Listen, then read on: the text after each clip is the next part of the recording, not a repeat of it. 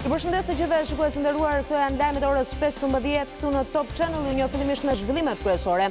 Kryeministri Rama tregoi ofertën e tij për kryetarin e Partisë Demokratike Lulzim Basha. Ato janë caktimin e një zëvendës kryeministri dhe zëvendës ministra dhe bashkë me Bashkimin Evropian dhe Shtetet e Bashkuara do të monitorojnë gjithë procesin për zgjedhjet. Rama ofroi shtyrjen e zgjedhjeve deri më 16 korrik, por i kërkoi Bashës që të vendos vetë dhe të mos dëgjojë më Berishën. Por Lulzim Basha tregoi se Rama i kishte thënë një ditë më parë se nuk i njihte më ato propozime dhe i bëri thirrje për një zgjidhje politike. Kryetari i Partisë Demokratike foli edhe për protestën e të dielës në Kavaj, të cilën e quajti ditë historike. Kuvendi i Shqipërisë u shpërnda pas votimit të ligjeve të fundit. Në fjalën e tij të fundit, si kryetari i Kuvendit, presidenti i zgjedhur Ilir Meta tha se reforma në drejtësi ishte një nga punët më të mira që ka realizuar ky parlament dhe shprehu keqardhjen për mungesën e opozitës. Nuk humb kohë kryetari i ri i Kuvendit të Maqedonisë, Talat Xhaferi, i kërkon presidentit të mandatojë kryeministrin e ri dhe se për këtë ka 10 ditë kohë. Pas këtij afati, Xhaferi thotë se parlamenti do ta zgjedhë vetë qeverinë. Në Shkup vazhdojnë arrestimet e autorëve të dhunës, mes tyre dhe dhunuesit e Ziadin Selës. Emmanuel Macron fitoi debatin ashpër me kandidatën e të djathtës ekstreme Marine Le Pen, ka qenë një përballje me thyerje mes rivalëve, por 63% e shikuesve u shpreh në favor të liberalit Macron. Megjithatë, fjalën e fundit do ta kenë votuesit që do të votojnë më 7 maj. Partizani dhe Kuksi kanë nga 65 pikë dhe nesër përballen në Selman Stërmasi. Dueli është shumë i fortë sepse fituesi do të jetë shumë pranë titullit. Ndeshja zhvillohet nesër dhe do të gjykohet nga arbitrat huaj, pasi Federata Shqiptare e Futbollit pranoi kërkesën e paraqitur nga Partizani.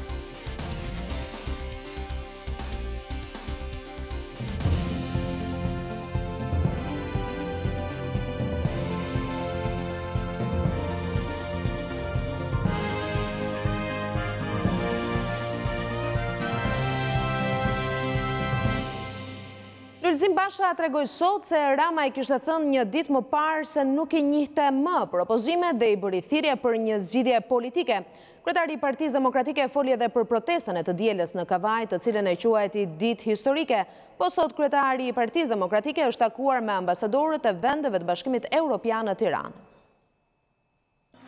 Kavaja dhe protesta e thirrur nga opozita më 7 maj atje në orën 11 kanë qenë kryefjalë e grupit parlamentar demokrat në çadrën e opozitës. Ish kryeministri Berisha ka ftuar qytetarët të bashkohen opozitës në Kavaj të dielën për ta rikthyer edhe një herë në kryeqytetin e demokracisë. Pas 27 vitesh, Kavaja sërish bëhet kryeqyteti i demokracisë.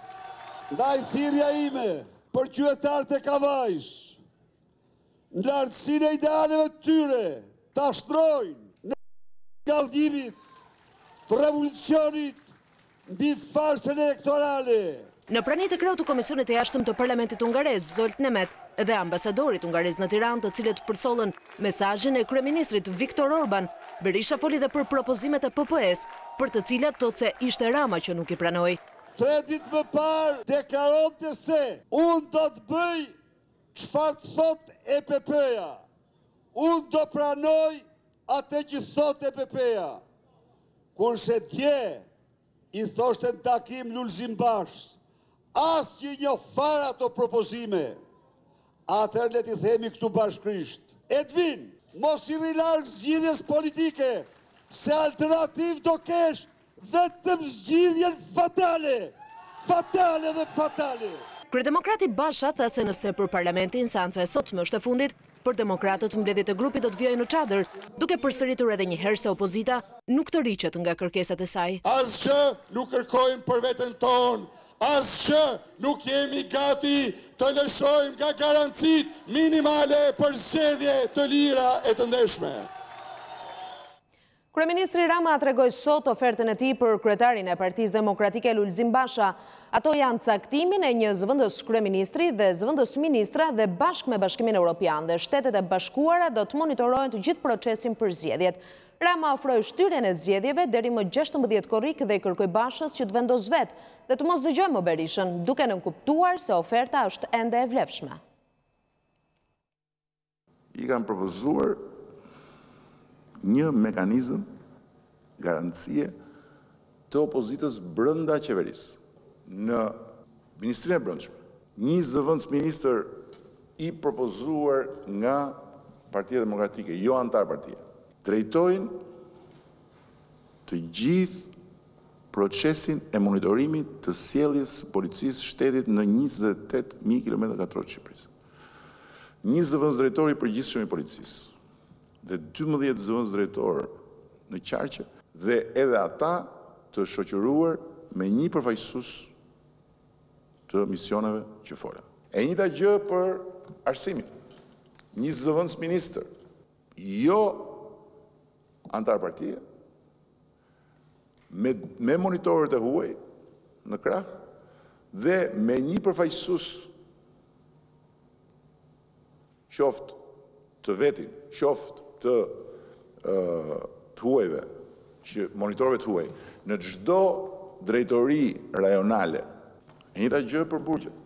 Një zëvendës ministër apo zëvendës ministre e propozuar nga Partia Demokratike për çdo burg të Shqipërisë për të ndjekur vetëm procesin zgjedhor dhe për të mos lejuar që në burgje bëjnë votime si në kohën e Enver Hoxhës. Do ju lutesha që të mos e përsërisnin historinë, jo po na dha më pak se ç'kishim. Duke ideja që mund luash blofin dhe çat dhan e ke tash i lufto për më shumë është punë kalamajsh. Politika është shah.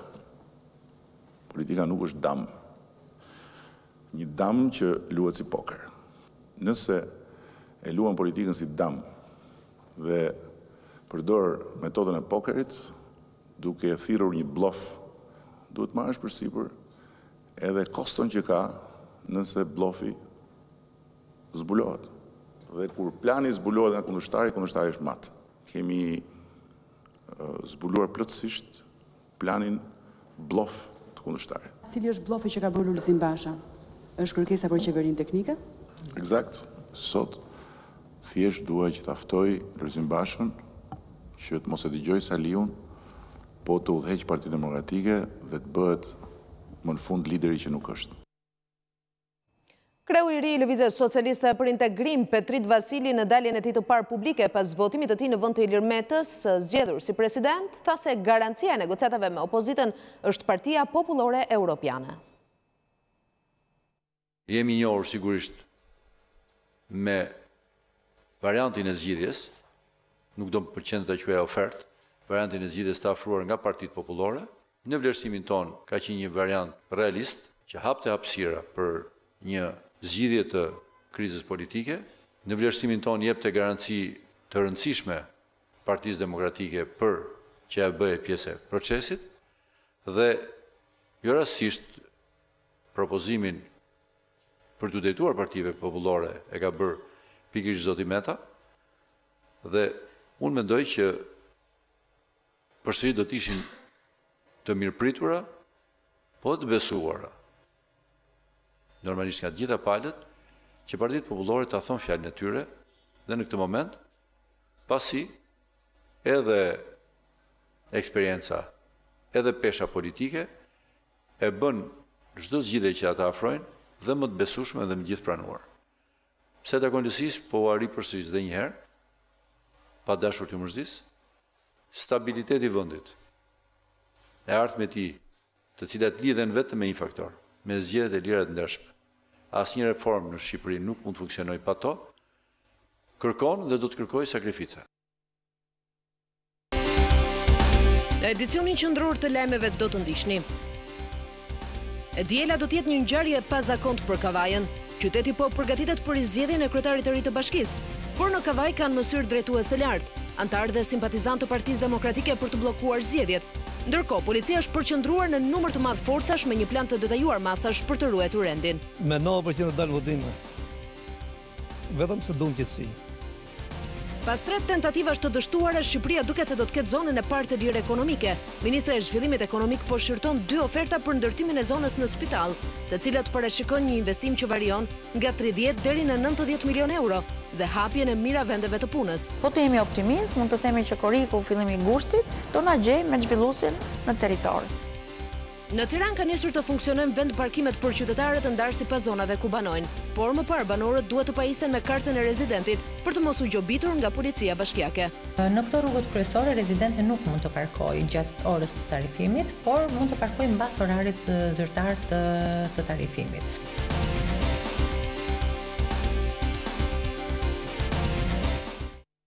Kuvendi i Shqipërisë u shpërnda pas votimit të ligjeve të fundit. Në fjalën e tij të fundit si kryetari i kuvendit, presidenti i zgjedhur Ilir Meta tha se reforma në drejtësi ishte një nga punët më të mira që ka realizuar ky parlament dhe shprehu keqardhjen për mungesën e opozitës. Besoj se kush më shumë e kush më pak sipas mundësive apo dhe qëllimeve dhe agjendave politike, përkatësive të grupeve parlamentare apo individualisht, u përpoqëm të jepnim qytetarëve tanë një paketë të rëndësishme legislative.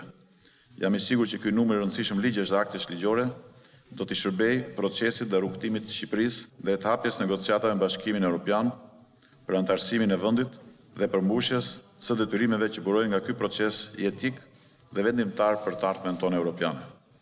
Jam i keqardhur të shikoj në këtë seancë përmbyllëse të punëve tona mungesën e kolegëve tanë të opozitës. Megjithatë, kur ka vullnet dhe angazhim përgjithshëm, gjithmonë ka mundësi për të rikthyer normalitetin në kuvend dhe dialogun politik për çështjet dhe sfidat që duhet i përballojmë së bashku. Megjithatë, kjo panoramë e padëshiruar përmbyllëse e këtij legjislacioni nuk mund të zbe punën voluminoze që të gjithë bashkë kemi bërë gjatë 4 viteve. Faleminderit të gjithëve, me këtë e deklaroj seancën dhe ikosisht edhe këtë legjislaturë të mbyllur. Faleminderit.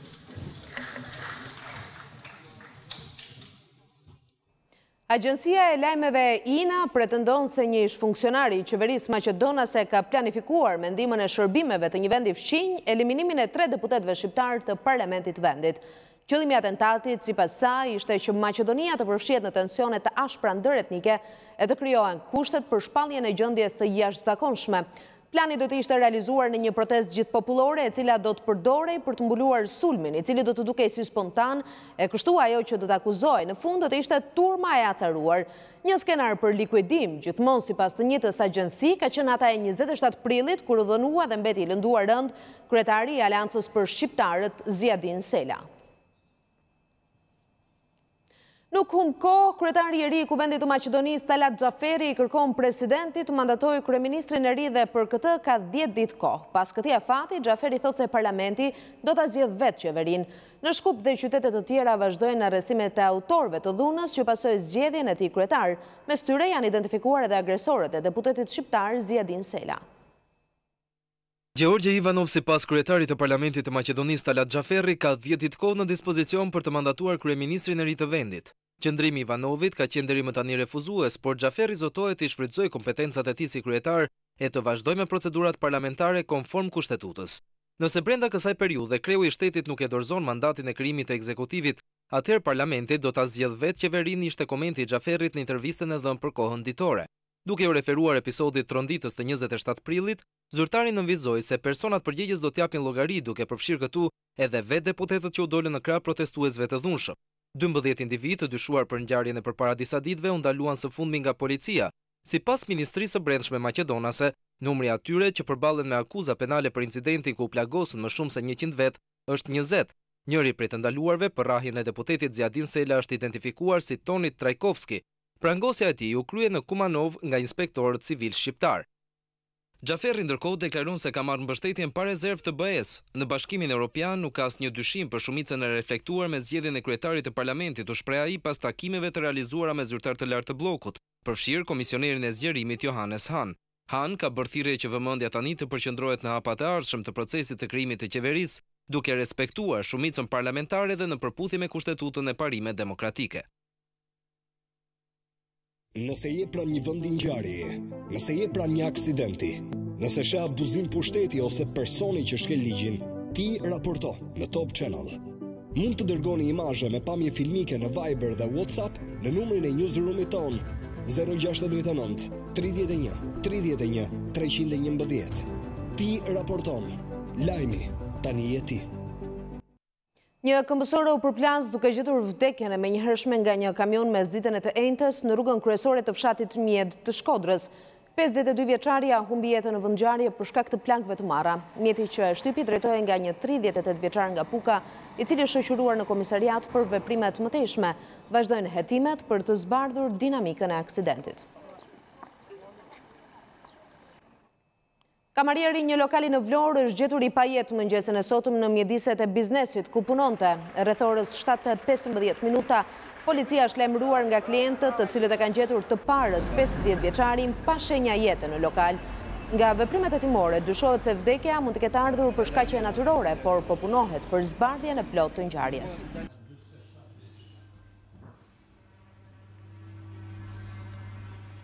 U arrestua për një grindje me të atin, por ditët që po kalon në burg do t'i mbaj mend gjatë. Avokatja e një 17 vjeçari nga Kuksi denoncon dhunën e ushtruar ndaj tij në mjediset e burgut të Shënkollit nga të burgosurit më të mëdhenj. Ajo sugjeron që për të rinj të jepen dëshkime më të lehta në mënyrë që koha e kaluar në burg të mos ndikojë në jetën e tyre pas lirimit. Avokatja një të mitur nga Kuksi denoncon dhunën që klienti i saj ka përjetuar në burgun e Shënkollit. Kjo dhunë ishte ushtruar jo vetëm gjatë ditës në momentet e ajrimit, duke u grushtuar djali 17 vjeçar, që për të cilën ai është me mas sigurimi arrest në burg për një grindje që ka pasur me teatrin, dhe sot shteti ka vendosur mas sigurimi arrest në burg te seksioni të miturve në Shënkoll. Nuk ishte asnjë lloj kushti, ku të miturit ishin në një ambient me të rriturit, ku dhuna e ushtruar dhe e pasqyruar nuk ishin marrë asnjë mas ndaj të burgosurve të rritur që kishin ushtruar këtë dhunë ndaj këtij personi. Avokatja ngre problemin e qëndrimit të miturve në të njëjtat ambiente me të burgosurit e tjerë më të rritur. Një zgjidhje sipas avokates duhet të ishte mosdhënia e masave të sigurisë arrest me burg, por alternativa të tjera dënimi për të miturit, të cilët kryen vepra penale jo të rënda. Duhet të jepen masa ndëshkuese, masa edukuese në mënyrë të tillë të vepra penale të ndëshkohen me alternativa të dënimit. Pasi ai në asnjë moment të jetës së tij nuk do të mbaj mend dënimin e dhënë nga gjykata që do të jepet nesër, por do të mbaj mend vetëm dhunën e ushtruar në mënyrë të përditshme nga njerëzit e burgosur. Fenomeni i dhunës ndaj të miturve në burgje është denoncuar edhe nga avokati i popullit dhe observatori për të drejtat e fëmijëve, ku u bë e ditur se të burgosurit rrinin në ambiente të përbashkëta dhe se keqtrajtimet ishin të theksuara, sidomos në burgun e Shënkollit. Në vendin e quajtur Kepi i Palit në breg të detit Adriatik janë gjetur 74 pako kanabis sativa. Pasi u peshuar, rezultoi se sasia e drogës ishte rreth 116 kg. Policia po punon për zbulimin e origjinës së hashashit dhe zbardhjen e plotë të ngjarjes. Ndërkohë në Fier në shtëpinë e një çifti u gjetën 64 fidan hashash. Krye familjari, 43 vjeçar, Ermal Hasani u arrestua, ndërsa po procedohet penalisht në gjendje të lirë bashkëshorti e tij 36 vjeçare. Fidanët ju gjetën gjatë kontrollit të policisë në lagjen kryengritja e Fierit. Një biznesi në produkteve të mishit u grabit në orët e para të mëngjesit në rrugën dytësore të autostradës Tiranë-Durrës. 2 persona të maskuar shfrytzuan mungesën e vigjilencës së rojeve dhe arritën të hyjnë nëpërmjet pjesës së pasme të ndërtesës. Brenda pak minutave ata arritën të marrin prej kasafortës 1 milion lekë. Dyshohet se autorët kanë pasur informacion të detajuar të biznesit, pasi në ikje kishin marrë me vete dhe serverin e kamerave të sigurisë duke mos lënë asnjë gjurmë. Almir Daci u deklarua nga familjarët i vrarë në Siri, por në gjykat, gjyqi i tij vijoi deri sot. Xhihadisti që kërcënoi Shqipërinë u dënua me 15 vite burg. Dënimi u dha pasi për gjykatën ai është ende gjallë ligjërisht. Një vit pas vdekjes, Almir Daci u shpallfajtor nga gjykata e krimeve të rënda, duke u dënuar me 15 vjet burgim, si terroristi që rekrutoi në Siri 20 shqiptar në luftime dhe si nxitës i urrejtjes fetare. Gjatë gjithë gjykimit të tij që u zhvillua pas vdekjes, Ishimami u përfaqësua nga një avokat i caktuar nga shteti. Në emrin e Bubeliksa, 33 vjeçari u bë i njohur në videon kërcënuese për Ballkanin në vitin 2015, por për shërbimet inteligjente dhe antiterrorin. Ai ndërkohë ishte nën përgjim ku nga Siria komunikonte me 2 imam të tjerë tashmë të dënuar, shtetasit Genci Balla dhe Bujar Hysa. Pavarësisht se të afërmit e mbrojtën Almir Dacin në gjykat duke e konsideruar të pafajshëm, ajo që e rëndoi ishte kallëzimi i një familjeje që humbi të birin në Siri.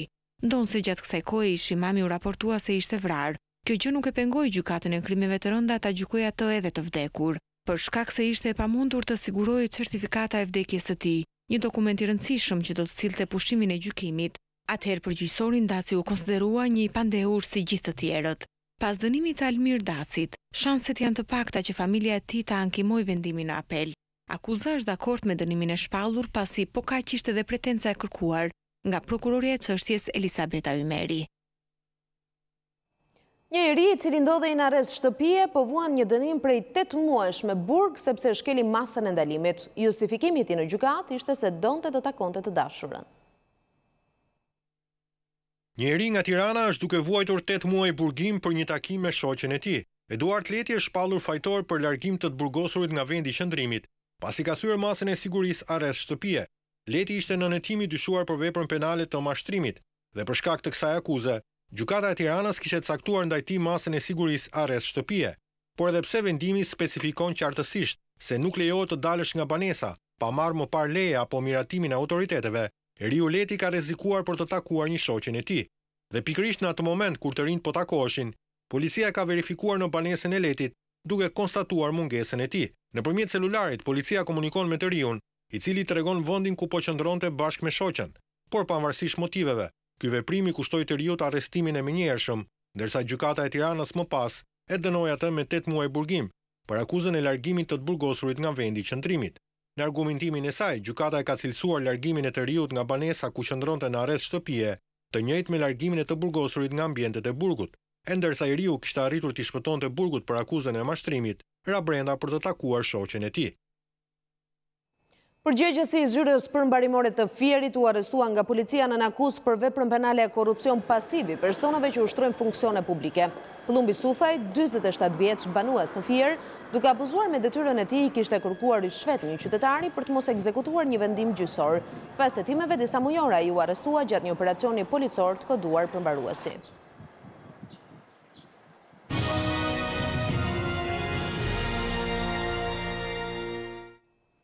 Taksa e pronës dhe ajo e pastrimit ishin në tarifat e Bashkisë së Tiranës që mblidheshin në masë shumë të ullët. Ndryshimi i mënyrës së mbledhjes së kësaj takse e ka çuar nivelin e mbledhjes së saj në 80%. Qytetarët e Tiranës në periferi apo qendër e kanë kuptuar tani më që pagesa e taksave dhe tarifave vendore nuk është dëshirë, por detyrim ligjor. Mbledhja e taksave për familjarët ka një ndryshim drastik. Rruga më e mirë ishte që të kalonte tek fatura ujit për lehtësim të pagesës dhe mos rëndes të xhepave të qytetarëve. Kjo taks, pavarësisht se duhet paguar si një shumë e tërë, është e ndarë në çdo muaj. Një familje paguan 100 lekë në muaj për taksën e pronës, paguan 150 lekë në muaj për taksën e infrastrukturës arsimore, dhe paguan 450 lekë në muaj për tarifën e pastrimit. Këto detyrime, të cilat janë të përcaktuara në ligj, më parë duhet të mblidheshin nga minibashkitë që si mas shtrënguese kishin mosdhënien e certifikatave. Ishte një shifër, nëse do ta marrim në përqindje, në total një zero me presje dhe më shumë zero tjerë, pastaj vinte një shifër.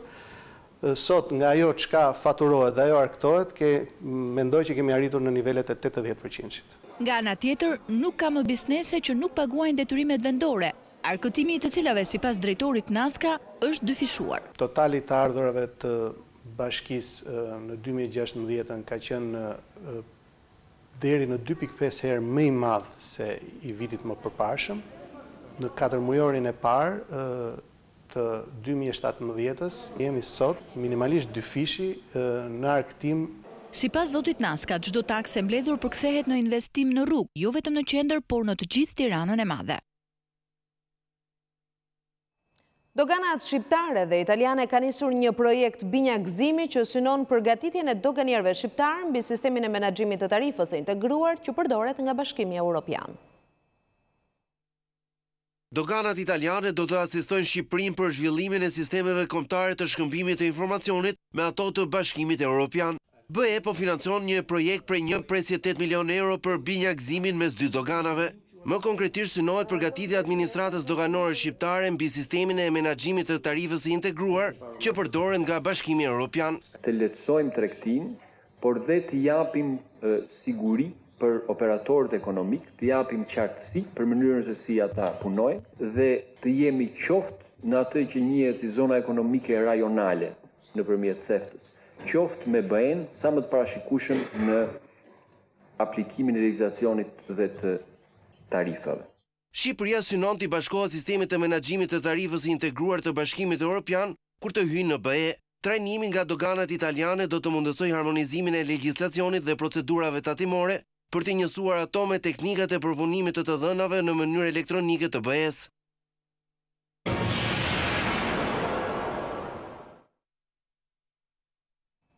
Emmanuel Macron fitoi debatin ashpër me kandidaten e të djathtës ekstreme, Marine Le Pen. Ka qenë një përballje me fyerje mes rivalëve, por 63% e shikuesve u shprehën në favor të liberalit Macron. Megjithatë, fjalën e fundit do ta kenë votuesit që do të votojnë më 7 maj. Anketat nuk lën vend për dyshime. Debatin final televiziv mes dy kandidatëve për presidencën franceze e fitoi liberali Emmanuel Macron. Në përballjen për çelësat e Elizees u prekën tema si terrorizmi, ekonomia dhe Bashkimi Evropian. Për mbi 2 orë kundërshtarët shkëmbyen fyerje mes tyre, por pëlqimin e publikut në fund e mori Macron, i cili u shfaq më tepër bindës në pothuajse të gjitha kategoritë. Pas debatit, 63% e shikuesve u shprehën në favor të tij. Marine Le Pen e fshikulloi rivalin tek mungesa e eksperiencës politike dhe backgroundi financiar, duke e cilësuar si kandidatin e globalizimit të egër. Versioni yt i Francës, tha ajo, është një dhomë tregtie ku secili do të luftojë për veten. Zgjidhja politike që duhet të bëjë populli francez është e qartë. Macron është kandidati i globalizimit të shfrenuar, i tjetërsimit të shoqërisë, i pasigurisë, i brutalitetit social, i luftës të gjithë kundër të gjithëve, i coptimit të Francës nga interesat e mëdha financiare dhe mbi të gjitha pas tij qëndron zoti Holland, dhe kjo është fare e qartë. Macron kundërpërgjigj duke thënë se lideri i Frontit Nacional gënjen hapur, nuk propozon asgjë konkrete dhe fryn shqetësimet e publikut. Është e jashtëzakonshme që strategjia juaj, e cila sidoqoftë mbetet e parashikueshme, ka dekada që ndodh kështu. Është e mbushur me gënjeshtra. Thoni që gjërat nuk funksionojnë në këtë vend, por nuk ofroni asgjë nga ana tjetër. Përpara meje është ulur priftëresha e madhe e frikës. Raundi i dytë dhe përfundimtar i zgjedhjeve presidenciale franceze mbahet të dielën në 7 maj. Rëra e ardhur nga Mongolia po shkakton stuhi në Kinë. Në kryeqytetin Pekin, përveç ndotjes në nivele alarmante, stuhia e pazakont ka bllokuar edhe fluturimet. Një stuhi e fuqishme rëre është përplasur mbi veriun e Kinës, duke mos kursyer as Pekinin e përballur me nivele 8 të larta të ndotjes. Kriza e cilësisë së ajrit atje thellohet kështu akoma më shumë. Banorët janë këshilluar të shmangin aktivitetet jashtë shtëpisë dhe fëmijët e të moshuarit të qëndrojnë brenda. Rëra vjen nga Mongolia fqinje. Është më keq se sa smogu në dimër, kur merr frym të duket sikur po thithë rër. Unë punoj në mjeksi dhe e di si duhet vepruar, ndaj thash nënës dhe fëmijëve të mos dalin në rrugë. Sa për vete, them se nuk do të bëj shëtitjen e përditshme në darkë. E pëson fytim. Dje kur ashi, ishte me rër, ndaj situata mu duk mjaft serioze. Sipas Agjencisë Kineze të Mjedisit, në 11 me orën lokale, matësit e ndotjes tregonin se niveli i grimcave të imta toksike, PM2.5, ishte 500 mikrogram për metër kub, ndërkohë që ai maksimali sigurisë parashikuar nga OBSH-ja duhet të jetë 25 mikrogram për metër kub. Autoritetet paralajmërojnë se dukshmëria në kryeqytet do të mbetet e ulët përgjatë gjithë ditës. Me 10 fluturime kanë pasur vonesa deri tani ose janë anulluar krejtësisht. Ka marrë një tjetër krisje dhe kjo e afron akoma më shumë shkëputjen e frikshme të një masivi akulli 2 herë më të madh se Luksemburgu. E çara në bllokun e akullt të ndodhur në Antarktid po zgjerohet me shpejtësi, paralajmërojnë ekspertët. Shkencëtarët e kanë mbajtur në vëzhgim prej dekadash të tëra masivin që rrezikon të prodhojë njërin prej icebergëve më të mëdhenj të globit, por në 2014 ata vunë re se e çara brenda tij po merrte për masa dramatike, duke i shtyrë të diskutonin për një ndarje më të shpejtë, nga sa mendoi të icebergut që do të mbulonte një sipërfaqe prej 5000 km².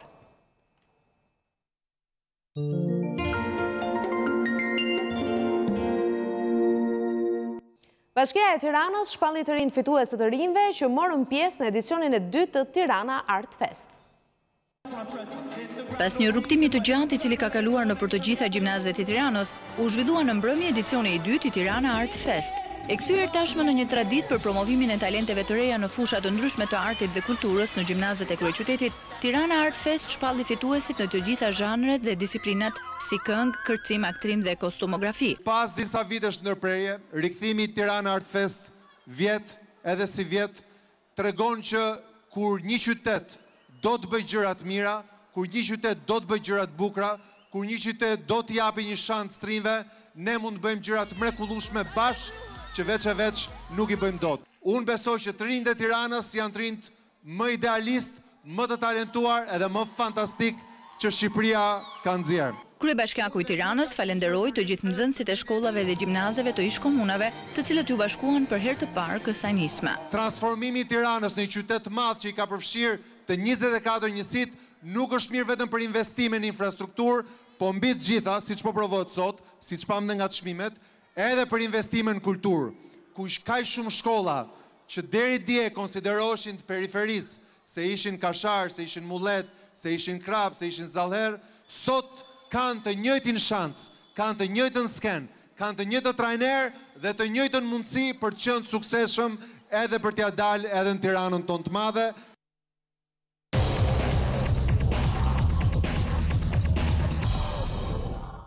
Partizani dhe Kuksi kanë nga 65 pikë dhe nesër përballen në Selman Stërmasi. Dueli është shumë i fortë sepse fituesi do të jetë shumë pranë titullit.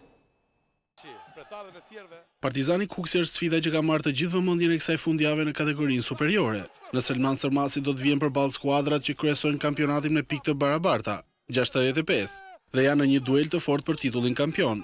I vetmi lojtar nga të dyja skuadrat që ka dalë në një konferencë për shtyp në prag të kësaj ndeshje është mbrojtësi të kuqve Renato Malota. Sfida ka ardhur në momentin e duhur. Normalisht Kuksi është një ekip i fortë, deri tani nuk kanë pësuar humbje, por kam bindjen që humbja e parë do vijë ndaj Partizanit.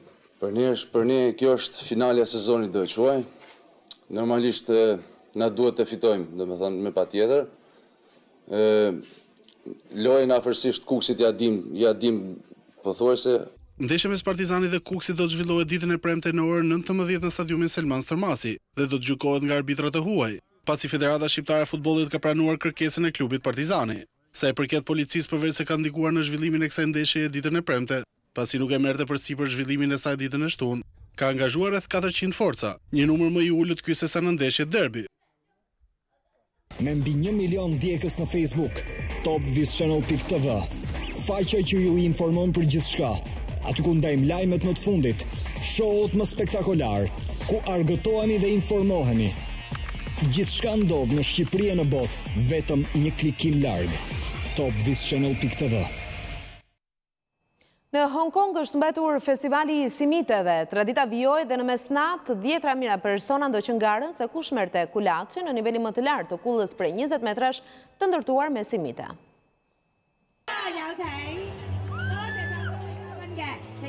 Me 10 vet ju ngjitën me vrull strukturës së mbuluar nga kuleç në Cheung Chau të Hong Kongut, në fundin e kremtimeve të festivalit të simiteve, i cili ka tërhequr në ishullin e vogël gati 50.000 kureshtar. Pjesë e kësaj feste është parada e ngjyrave pluskuese, siç e quajnë vendasit, me fëmijë të veshur si hy dhe hynesha, muzikë tradicionale e kërcime, por pikën kulmore të kremtimeve e përbën pikërisht gara e kuleçve. Sapo akrepat e orës shënuan mesnatën, 12 vet ju vërsulën kullës së simiteve 20 metra të lartë. Kush arrin të marrë kulaçin në maj të kullës është fituesi. Por lufta nuk zhvillohet vetëm për këtë. Sa më lartë jenë kuleçët që shkullin e futen në trast, aq më shumë bekime dhe fat të mbar do të ketë familja e garuesit.